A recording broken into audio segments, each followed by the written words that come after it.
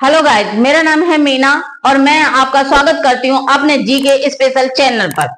जैसा कि आपने देखा है, पिछली वीडियो में हम पढ़ रहे थे उत्तर प्रदेश का भौतिक विभाजन। उत्तर प्रदेश के भौतिक विभाजनों में हमने यानी भावर और तराई के क्षेत्र को समझ लिया है। आज हम गंगा यमुना के मैदान को समझेंगे। तो चलिए देखते हैं गंगा यमुना का मैदान। तो सबसे पहले हम देखेंगे दक्षिण का पठारी क्षेत्र, यानी ये दक्षिण का जो पठारी क्षेत्र है और भावर और तराई के बीच में गंगा यमुना का मैदान स्थित है। तो कौन दो क्षेत्रों के बीच में गंगा यमुना का मैदान स्थित है? दक्षिण का पठारी क्षेत्र और भावर और तराई के बीच में ये गंगा का मैदान स्थित है।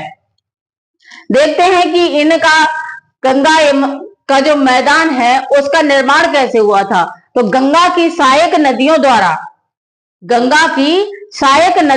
लाए गए निक्षेपों से गंगा यमुना के मैदान का निर्माण हुआ था। जैसे इसकी सहायक नदियां, आप गंगा की सहायक नदियों के बारे में हम देखेंगे, जैसे कि यमुना, रामगंगा, गोमती, घाघरा, शारदा, ताप्ती और गंडक, इनके द्वारा लाए गए निक्षेपों से ही गंगा यमुना के मैदान का निर्माण हुआ था।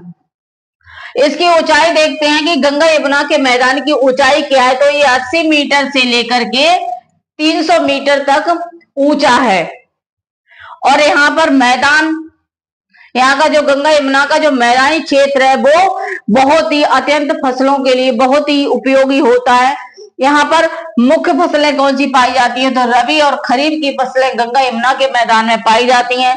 और संरचना के आधार पर हम गंगा यमुना के मैदान को दो भागों में बांटते हैं। तो कौन से दो? भावर और खादर दो क्षेत्रों में बांटते हैं।